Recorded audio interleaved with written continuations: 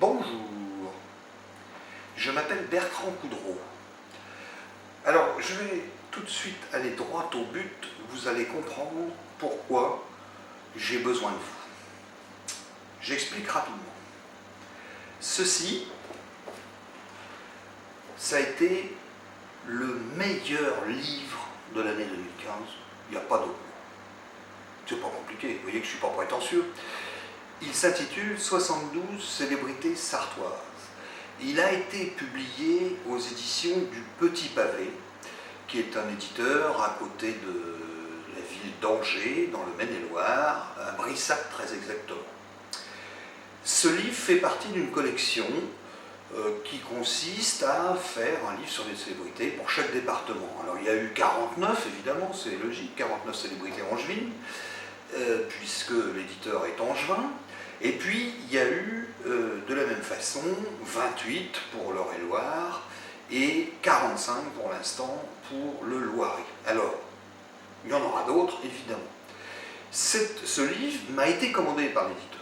Et quand ce livre-là est paru, je me suis dit, voilà un sujet de patrimoine dont on parle moins, dans tous les villages, dans toutes les villes, dans tous les départements, dans toutes les régions.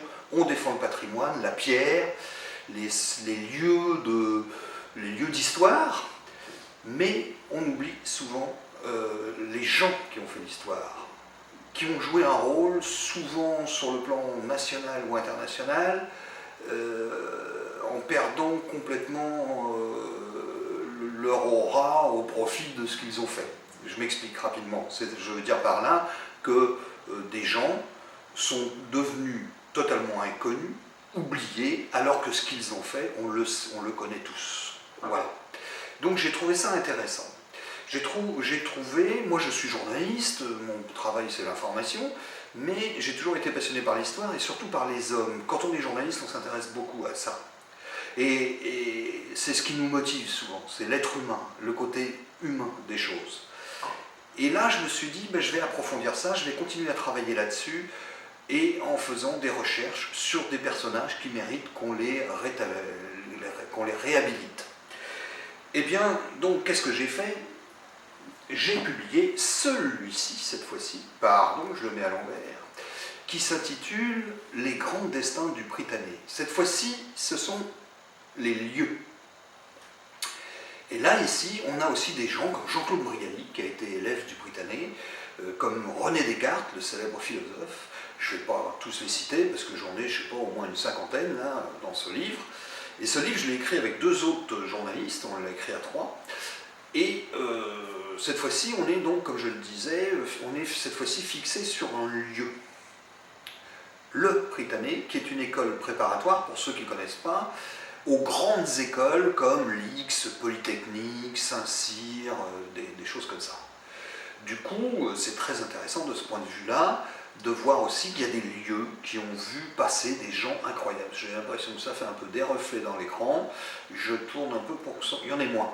Et par contre, celui-ci, on a eu, les éditeurs étaient plus réticents, plus timides, donc on a été obligé de le faire en auto-édition.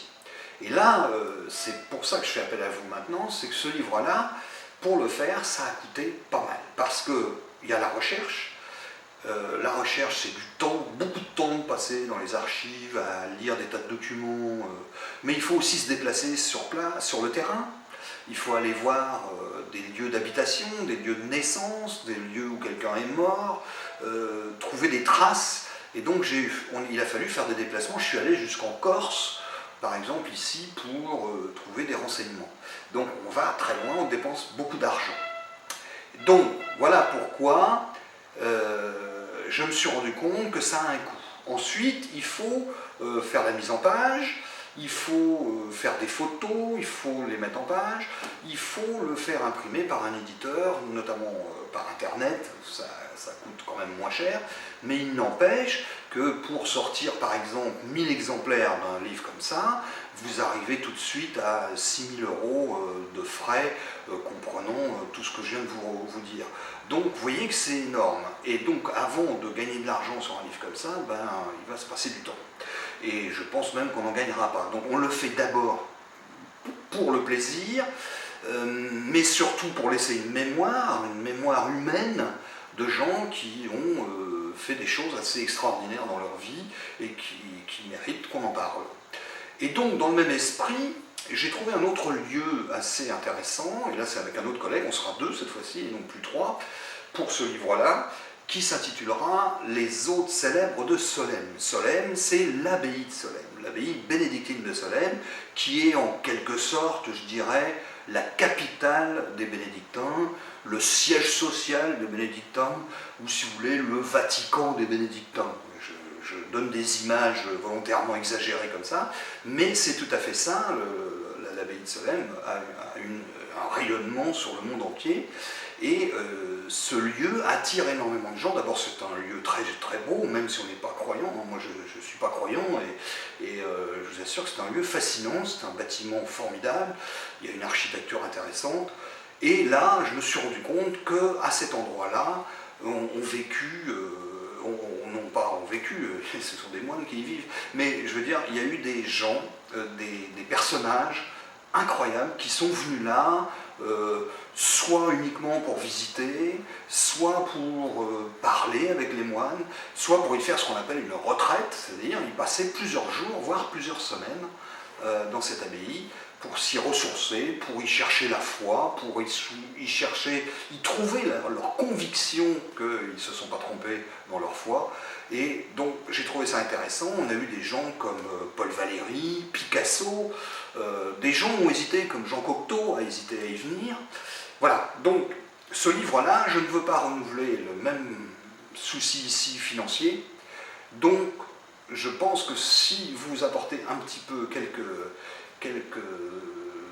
pépettes, quelques euros peuvent soulager sérieusement la facture finale. Peut-être qu'au final, j'aurai toujours à mettre de l'argent de ma poche, mais il n'empêche que c'est pour un peu soulager les frais, parce que c'est quand même assez lourd de faire un livre comme ça. Celui-ci, par exemple, fait 292 pages, il y a pas mal de photos, il y a énormément de temps de travail. Voilà. Donc, c'est des tas de frais, même des frais de bouche, puisque quand on se déplace comme ça, il faut manger quelque part, parfois il faut prendre un hôtel, etc. Il y a une vraie recherche historique, il y a une vraie recherche un peu d'enquête comme un journaliste, qui est mon métier, donc voilà. Donc, vous avez tout compris, pourquoi je vous demande votre aide, c'est le coût d'une chose comme ça. Il y en aura d'autres, il y aura d'autres livres comme ça sur des lieux fantastiques. J'ai remarqué par exemple des cathédrales célèbres, on a vu passer des gens incroyables, des lieux comme les 24 heures du Mans par exemple, puisque moi je suis sartois, ont vu passer des personnages incroyables, le roi Juan Carlos, des rois, des princes, des chanteurs, des acteurs, des personnages incroyables qu'on ne voit que dans des lieux comme ça. Je trouve ça assez amusant d'aller chasser tout ça et d'aller pour chaque département, comme ça, chaque région de France, retrouver un petit peu la trace de gens qu'on n'imaginait pas, quoi, hein, venir chez nous, nous voir, ou venir y vivre. On a, par exemple, ici dans la Sarthe, des Sartois, mais on a aussi des gens, des Sartois d'adoption qui sont très connus, etc. Voilà. Eh bien écoutez, j'insiste pas plus, vous avez tout compris, je pense, et je vous remercie par avance. Eh bien écoutez, merci, et puis j'attends de vos nouvelles.